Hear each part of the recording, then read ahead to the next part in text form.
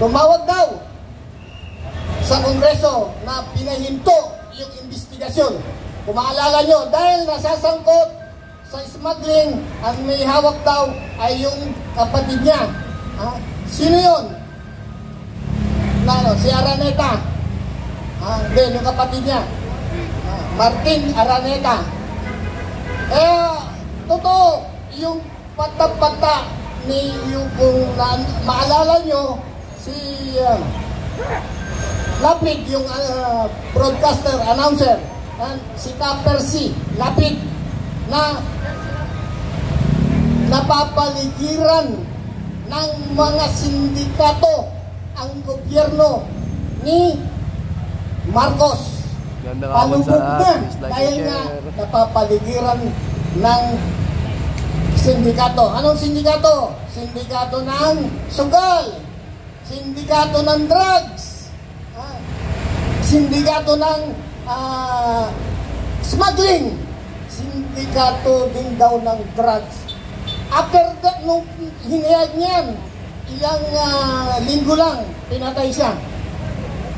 Si Percy Lapid. Tapos, ang pinagbibintangan ay si General Bantag. Kita nyo na po, mag-isip po tayo. Anuhin natin pong mabuti. Isa pa, itong mga pahayag ni Saldi Co, na dating chairman ng appropriation sa lower house. Sasabihin nila, nung una pinagtatanggol nila, si Saldi Co, ayaw pa nga nilang pauwiin eh. Pero, nung nagkaroon ng hearing sa Senado at sinabi ni Cayetano, Senator Cayetano, total, sabi niya Kiko, in-advisean niya na ikaw ang tinuturo, na ikaw ang may alam, may control sa appropriation, at ikaw ang kumbaga lahat ng sisi sa kanya binabaksak. Sinabihan niya na dapat kang magsalita na. Papayag ka bang ikaw lang ang maghirap na makulong? Ituro mo yung mga kasama mo. It is a syndicate. Yung mga nangyayari dito na nakawan ng pondo ng bayan, ituro mo at pare-pares kayong makulong, magdusa. Hindi ikaw lang. Yun, lumabas si Saldi Co at paunti-unti niyang sinabi, hinayag kung sino-sino yung taong involved sa sa nakawan ditong sa Ghost Project sa DPWH. Isa pa, sinabi rin ni Congressman Tiangco noong pang November 24, 2024 na pinatawag sila, siya, si Tiangco, si Romualdez at si Saldi Co, at pinagagalitan daw ni Marcos yung dalawa, na tinatanong ba ilang bang jet plane ang kailangan nyo, ilang bang bahay ang kailangan nyo na bibili nyo. Marami ng nakawan nangyayari dyan sa Kongreso. Di ibig sabihin, noong pa man, alam na niya na ang mga korupsyon. Bakit hindi niya inimbestigahan noon? Tsaka lang lumabas. Ito lang. Nung mabibisto niya, pinagalitan daw. Alam mo, Martin, sabi niya doon sa pinsan niya, wala akong dyan, walang napupunta sa akin. Ito ang pagkasabi, yung ni Toby Tiangco, congressman, yung pagsasalaysay niya nung nasa hearing siya at saka sa mga interview niya, wala napupunta sa akin. See the words, walang napupunta sa akin. meron ng delivery. Ano na? O di, pinirmahan niya yung GAA. Ha? Alam niyo po, talagang syndicated o parang mafia ang nangyayari sa pagnanakaw ng kaban ng bayan. Ha? Nung sinabi ni Marcos na wala siyang alam at hinahanap niya yung flood projects, bakit nagkaganito ang ating gobyerno? Naniniwala ba kayo doon? Ha? Naniniwala kayo doon? Kasi November 24 pa lang, 2024, alam na niya. Dahil sinabi ni Chanco, Congressman Chanco, na pinatawag si Saldico, si Martin, at siya, sa harap niya, pinagsasabihan niya yung dalawa, yung tungkol sa mga insertion. Ibig sabihin, alam na niya. Pero ang pinagtataka ko, bakit hindi niya pinaimbestigahan kagad? Kinasuhan yung dalawa. Umabot pa lang nung ang sabi pa niya nila na siya ang presidente nagbulgar sa korupsyon. Yan siya ang nagbulgar sa ghost projects. Alam niyo po, hindi siya ang nagbulgar. Sino ang nagbulgar? Ang Diyos. Dahil pinagmamalaki niya noon doon sa zona niya na merong 5,500 plus na flood control projects at 9,000 na malapit nang matapos. Pero nagkaroon ng divine providence. Pinisto siya. Bakit? Nagkaroon ng baha sunod-sunod. Nung nagkabagyo, nung tawag doon, yung hindi bagyo, yung high pressure ay panay baha, maraming namatay, yun, na siya, pa-imbestiga na, nag-inspection na siya, kaya hindi siya ang nagsiwalat, hindi siya it is the God, it was the God, ang nagsiwalat na merong nangyaring korupsyon, may divine intervention, tinuro ng Diyos na ang nakawan ay nangyayari sa kanyang administrasyon under His watch. Yung alibi o depensa nila na wala siyang alam dahil yung kung maalala nyo, si Senator Lacson, yung tanggol niya. Ngayon, ewan ko kung bakit kasama ko dati ito sa serbisyo. At gano'n ang pagtatanggol na lang niya. Pagkano kaya naibigay? Ang inaano niya, it is a fact na napatunayan napatunayan na may insertion, may nakawan, may delivery. Pero natigil lang Ko at Romualdez. At ang naging parang engineer ng IC Secretary Bersamin. Biro nyo? Para maligtas lang si BBM, inabsuelto kagad ni Lacson. Pwede ba yun? Hindi niya alam na mas lalo niyang pinahamak si Presidente Marcos sa kanyang statement na yun. Inamin niya na may nakawan, may insertion. Pero pinutol niya ang responsibility dun sa dalawa. Kaila Martin Romualdez at saka Ko. Matagal ka ng mambabatas, matagal ka ng investigador. Kaya na, dahil ka pa ng PO1 sa investigasyon. Di mo ba alam na yung may tinatawag na to, halimbawa, for purposes of argumentation, na hindi niya alam, still liable siya. Kasi nung nag-resign siya, yung DBM secretary niya, yung undersecretary ng DepEd at saka undersecretary ng PLLO at saka yung executive secretary, hindi niya alam na may yung the principle o doctrine ng qualified political agency. Ano ibig sabihin yan?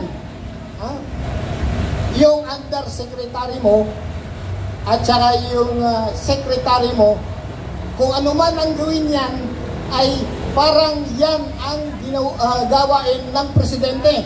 Yan ang ibig sabihin ng doctrine of political agency. At meron pa isa, yung principle of command responsibility.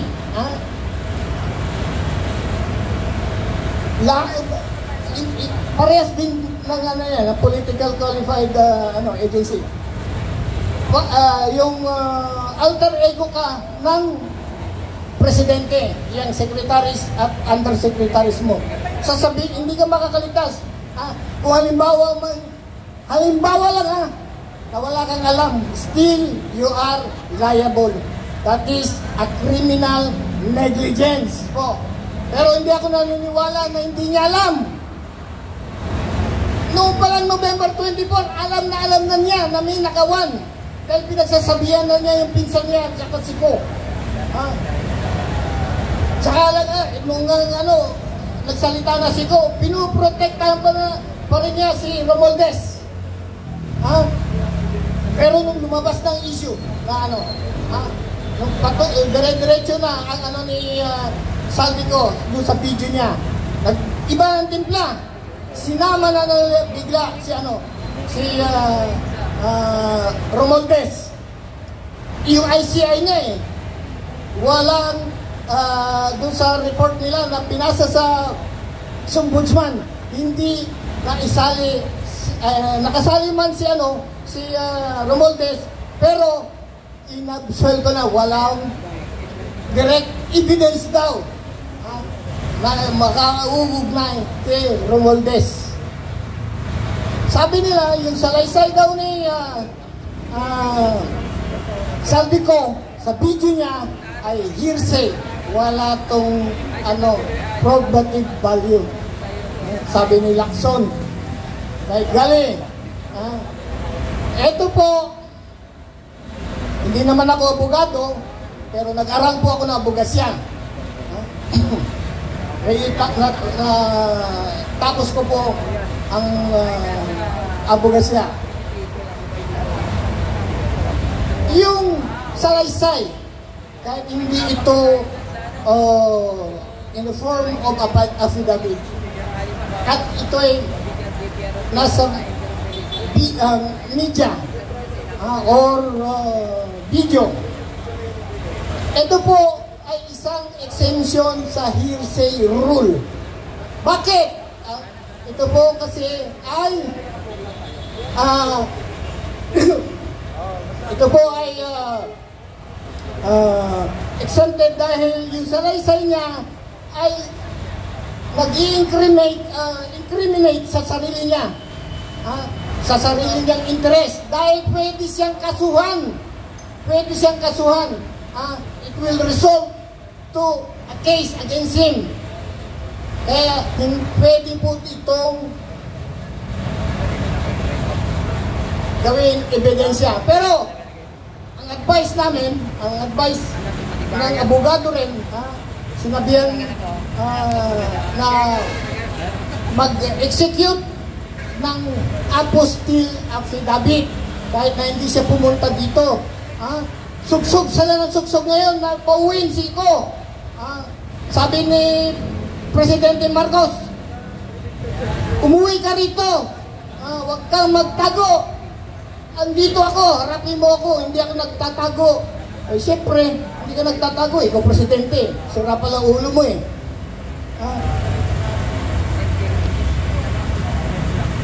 Hindi ka ba pwedeng, dahil immune ka sa, sa suit. Hindi ka pwedeng kasuhan dahil presidente ka, may immunity ka. Pero, hindi ka immune sa anumang investigasyon na gagawin tungkol sa mga salaysay na ginaad ni Gutesa, ni Saldico, at yung mga iba pang witnesses. Mayroon statement ngayon si Erwin, Senator Erwin Tulfo. Pinag-uusapan daw nila sa majority, sa Senate, na ititigil na nila ang investigasyon sa Senate Blue Ribbon Committee tungkol dito sa ghost projects. Biro nyo, biglang atras na naman dahil sa mga video ni Saldico at ipapasa na lang daw nila sa ICI. Yung mga hearing, investigation doon o kung ano mang hearing, hindi naman transparent. Magkukupli na naman sila. Aayusin na naman nila. Senator Lacson at si Tito Sen, mas lalong iinit. Hindi matatapos ang mga issue against kay BBM, kay President Marcos, kung hindi nyo itutuloy yung magkakaroon na naman ng clouds o doubt sa pag-iisipan ng tao. Yung ni Amy Marcos, kapatid niya, nagkakatandang kapatid niya, isa po itong mabigat na salaysay. Sabi din na naman, biro mo, may ghost, project, ng flood control. Nauso ang ghost eh. Meron ghost na naman na kapatid niya. Hindi niya kilala, hindi daw yung kapatid niya yung nagsasalita sa TV.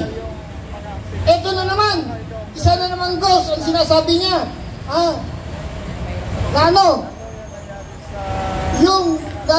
Meron daw kumausap sa kanyang abogado ni Saldico na binablockmail daw siya. Kung hindi daw kakansilahin yung pasaporte ay hindi na maglalabas ng video si Saldico. Ito yun. Pero sabi ng abogado, isa lang naman yung tumatayong abogado ni Saldico dito sa Pilipinas eh. Attorney Rondain, na wala siyang nakakausap na taga-gobyerno.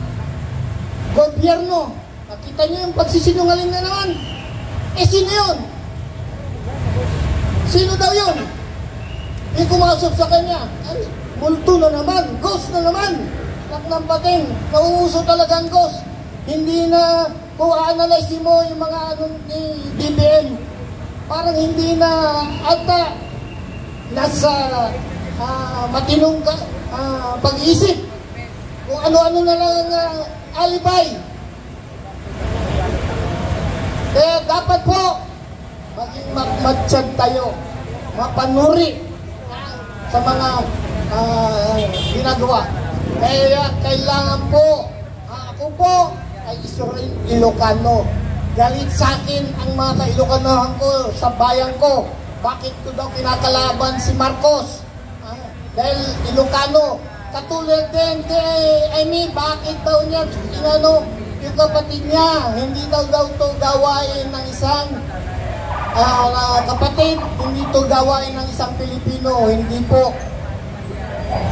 Ang pinag-uusapan dito ay ang future ng mga Pilipino.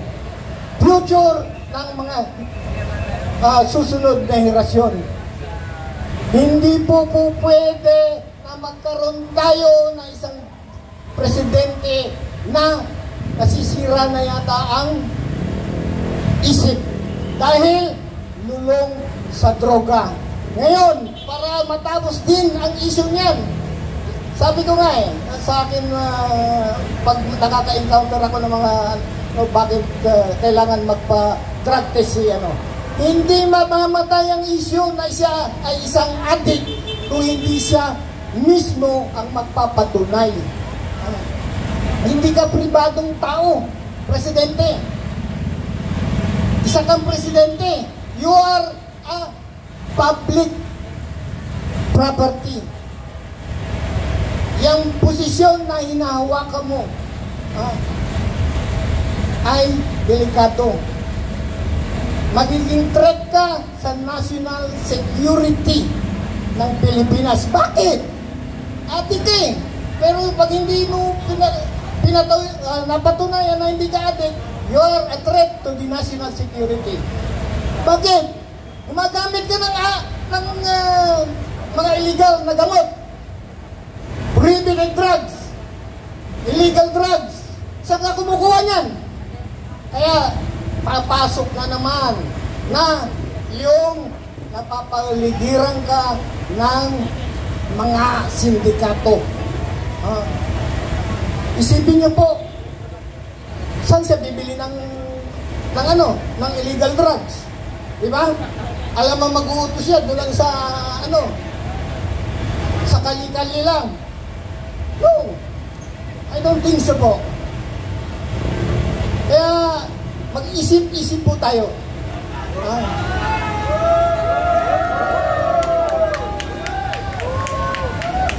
Mag-isip-isip po tayo. Kaya, ang panawagan ko, Marcos, resign! Marcos, resign! At dahil dyan, sisimulan natin ang isang minutong noise barrage. Yo! Marcos resign, aristuhin, ikulong sa selda 13. Marcos resign, aristuhin, ikulong sa selda 13. Marcos resign, aristuhin, ikulong sa selda 13. Marcos resign, aristuhin, ikulong sa selda 13. Marcos resign, aristuhin, ikulong sa selda 13. Marcos resign, aristuhin, ikulong sa selda 13. May isa tayong magsasalita.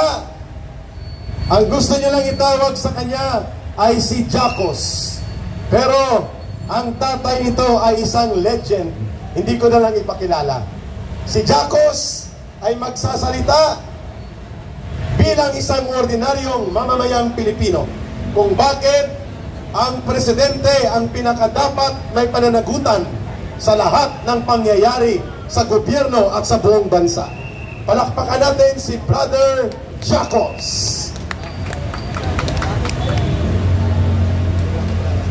Hi, hello. Salamat po. Ako si Jacos.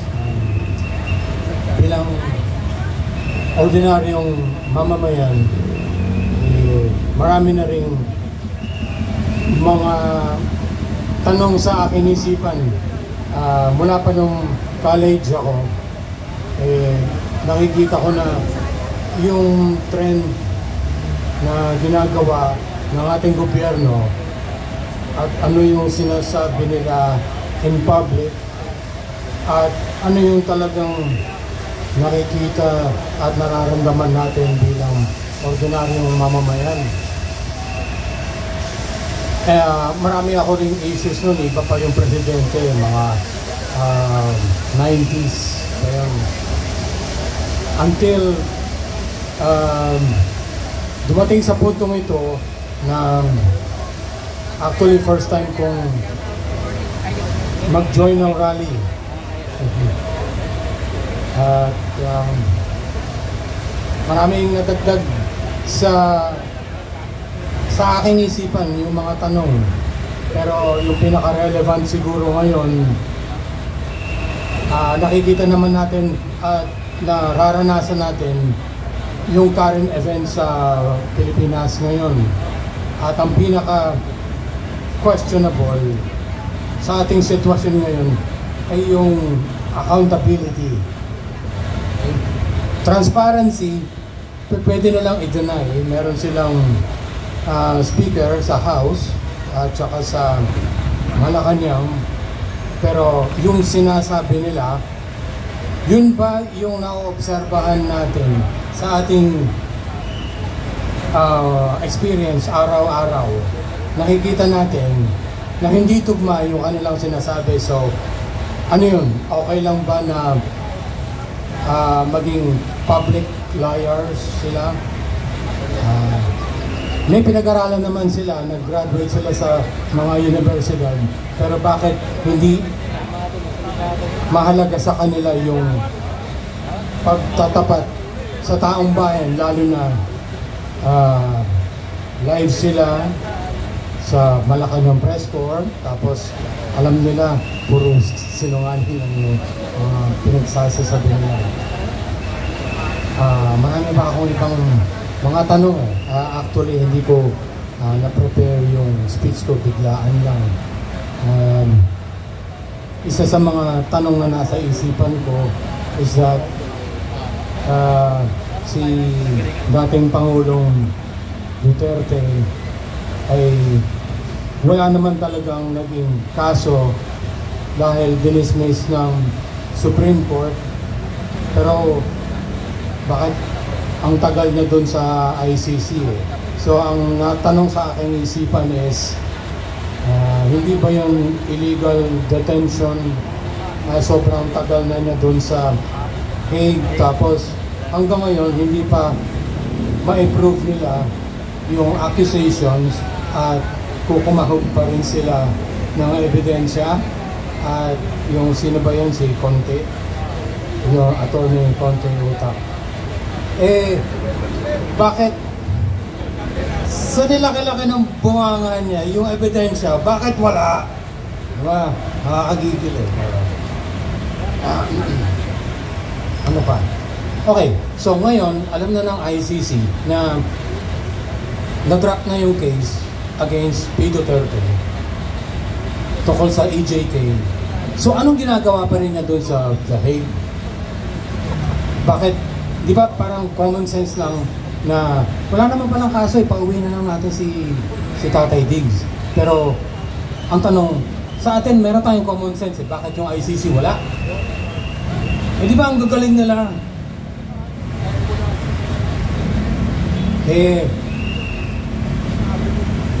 Mga judge sila, tsaka international lawyers.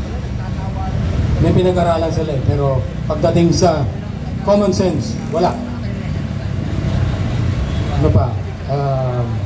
Yung nag-kidnap kay Tatay Diggs, alam naman natin at na-monitor din natin doon sa mga findings ng mga attorneys at saka mga ibang vloggers na wala naman talaga na ipakitang ang tawag dito, warrant of arrest. O maski yung Interpol, sinasabi nung bangag natin Pangulo na anong Interpol pinagsasabi, may nakita ba tayo?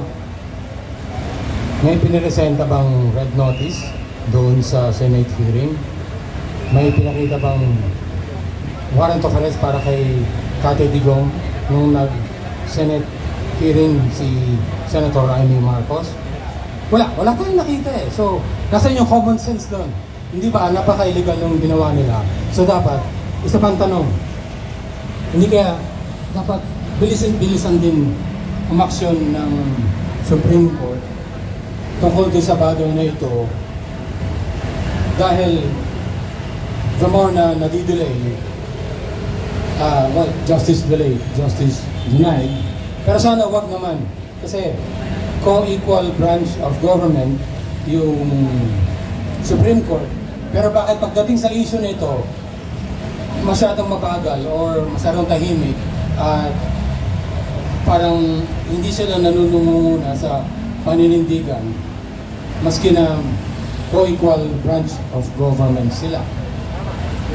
Bakit nila pinapatagal? Kasi ang feeling ko lang, kasi hindi rin ako attorney, so ang feeling ko lang, pagka nag-utos ang Supreme Court na pabalikin na kaagad si dating Pangulong Duterte dahil nga dismiss na yung kaso, eh di dapat ginawa na nila para hindi na mapatagal yung paghihirap ni dating Pangulong Duterte sa ICC. Well, tanong lang naman sa isip ko yun pero hindi ko rin sure kung legally okay ba yan or I don't know, ano pa kaya.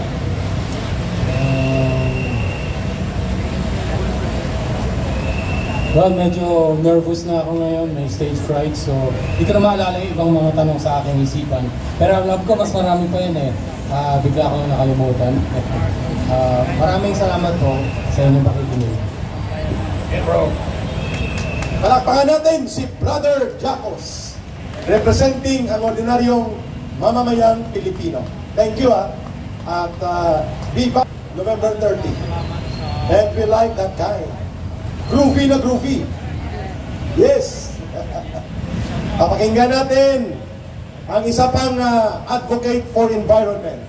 At para sa kanya, kung bakit gusto ni Bongbong manatili sa poder, dahil nais niyang ikontrol ang malalaking minahan sila ni Martin Romualdez. Minahan ng pagnanakaw sa pondo at minahan ng ginto. Ito ang tinitira nila Martin Romualdez. Alam niyo ba kung sino ang pinakamalaking bumibili ng mga ginto, nickel at tumprador ng lahat ng minimina sa Pilipinas? Si Martin Tambaloslos. Barko-barko na mga nickel ang kanilang ibinibenta sa China. Tapos kung makapostura, wow, anti-China. Pero barko-barko, ang isang barko ng middle grade nickel ni Martin Romualdez, 60 million pesos ang tubo. Isang barko pa lang 60 million pesos. Malinis yun. Siya na rin ang may-ari ng Benguet Mining. Siya na rin halos ang nagkokontrol ng Felix Mining. Wow! So si Martin Romualdez ay wala sa poder bilang presidente, pero nagagamit niya ang poder ni Marcos sa pag-abuso sa ekonomiya at patrimonya ng buong bansa. Yan ang undeniable truth. Si Lisa Araneta, hindi elected official, pero ang poder ni Marcos, nagagamit niya at ng kanyang kapatid na si Martin Araneta para lumaganap ang sindikato sa agricultural smuggling, cartel at hoarding ng bigas, asukal, sibuyas at pati na sa mga transaksyon sa Bureau of Customs. Hindi siya presidente, pero dahil presidente si Marcos, nagagamit niya ang poder ni Marcos. Ganon din kay Romualdez. Pakinggan natin, kaya dapat ang unang mag-resign, tanggalin mo ang ulo, lahat sila babagsak. At sino ang ulo na walang utak pero kriminal ang diskarte? Si Marcos. Matatanggal si Marcos sa poder. Ang sindikato ni Lisa at ng kapatid niya matatanggal din. Ang sindikato ni Martin Romualdez matatanggal din. At lahat ng mga magnanakaw sa DPWH at iba pang sangay ng gobyerno, pag wala si Marcos, lahat sila matatanggal. Ayaw nilang pumalit si Sara Duterte dahil ipapakulong sila lahat. Yun ang dahilan. Makukulong talaga sila. Kung mahirap arikluhin si Rodrigo Duterte, dobling mahirap arikluhin si Sara Duterte. Yan ang totoo. Kaya takot sila kay Sara Duterte. Mahirap po arikluhin ang isang Sara Duterte. Pag siya ang naging presidente, ang mga magnanakaw, ang mga terorista, ang mga droga, ang sindikato, at mga mandarambong, ang mga fixer, wala, lahat yan ubos. Kaya ayaw nila kay Sara Duterte. Yan lang naman yun. Lahat ng ayaw kay Sara Duterte ay gustong manatili ang sindikato at kriminal na gobyerno ni Marcos dahil pinapakinabangan nila. Yan. So pakinggan natin ang naturalist at natural environment advocate protector. Siya na magpakilala ng kanyang sarili at bibigyan natin siya ng pagkakataon dito sa panawagang Marcos resign, Marcos alis dyan, bangon sambayanang Pilipino. Thank you kay Brother Patrick Ong for giving his time for sign language translation. As always, ever present po. Thank you, brother. Magandang hapon, magandang araw, magandang gabi. Maraming salamat po ka Eric. Ako po si Kapitan Rene Mantaring. Ako po ay taga Bungabong Oriental, Mindoro. Ako po ay retiradong kapitan ng barkong merkante sa ibang pang-overseas po. Noong 2020 lang ako tumigil. Ako po ay nagsimulang maging environmentalist. Ipinaglalaban ko po ang problema doon sa bayan namin dahil mali po ang ginagawa ng DPWH. Mali. Malulubog kami sa baha. No? So hanggang sa ako po ay nanaliksik ng sariling sikap. Kaya ako po ay naging naturalista. Alam po ninyo, yung naturalista, mas mataas po ang antas ng kalaban ng naturalista sa environmentalist. Kaya po ang mga ilalahad ko dito ay kinukuha ko po ang atensyon ng mga environmentalist na kung mali ang aking sasabihin dito ay mag-toast tayo kay Architect Palafox, sa mga taga-UP Marine Scientist at mga sila Rodolfo Siringan, no, na patutunayan ko na mayroong malaking pagkakamali ang nangyari sa pagpapatupad ng flood control na yan, no? Kaya papatunayan ko sa inyo, mapapansin nyo ba na wala nang lunas-lunas ang baha? Sa isang taon, gumagastos sila ng 316 billion pesos. Ilang taon na yan? No? Matagal na sa Senado, halos 3 taon, araw-araw sinasalang ang DPWH. No? So, didiretsahin ko na po kayo. No? Ang pagkakamali po ay napakalaki. Dahil mali po ang nangyari. Nakasaad po sa ating konstitusyon. Dito po ang aking basihan. Meron po silang nalimutan. Ito po, according po sa ating saligang batas sa Ingles, the state shall protect and advance the right of the people to a balanced and healthful ecology. Yan po ay ginagawa nila, no? Para maligtas tayo sa baha. Pero meron po yung kadugsong. Ang kadugsong po nun ay in accord with the rhythm and harmony of nature, no? So ano po ang malaking pagkakamali? Sasabihin ko na lahat ng flood control na yan ay scam, no? Ang ibig sabihin po niyan na tayong humanity, tayo ang makikisama sa kalikasan, sa tadhana. Tayo po ang makikisama sa kalikasan, sa tadhana. Hindi po mangyayari na ang kalikasan ang makikisama sa tao. No? Yung po malaking pagkakamali. Yan pong lahat ng flood control, doon na lang po sa flood control. Isipin ninyo, kukontrolin mo yung baha, no? Ang baha, ang problema ng baha nandito sa bukana ng ilog, no? Ang binabaha ay Macabebe, Pampanga, Bulacan, no? Nandun sila gumagawa ng flood control sa bundok na wala naman kasaysayan. Yan po lahat ay salungat salungat po yan lahat sa kalikasan. So, yan po malaking pagkakamali. Kaya dapat po lahat ay baguhin. Baguhin po ang sistema. Hindi po flood control. Ang gagamitin po ay flood management. Ima-manage po natin ang baha. Hindi po natin pwedeng kontrolin. No? Dahil ang baha po, yan po ay tadhana at talagang babaha. Hindi po pwede na yung isang lugar ay i-exempt nyo sa baha. No? Dapat po yung baha ay pinapabayaan na natin para hindi lumalim, hindi maging bayolente. No? Yan po ang yan pong mga itinuro ng mga Dutch advisor sa atin. Diyan po tayo napahamak. No? Puro mali po yan. Ipapaliwanag ko po yan. Meron po akong Blood Defender of Nature. No? Hashtag flood control, Defender of Nature. Doon po malalaman ang aking mga paliwanag. No? So yan po. Mali po ang sistema ng DPWH. Flood management. No? Dahil nakasulat sa konstitusyon no? In accord with the rhythm and harmony of nature.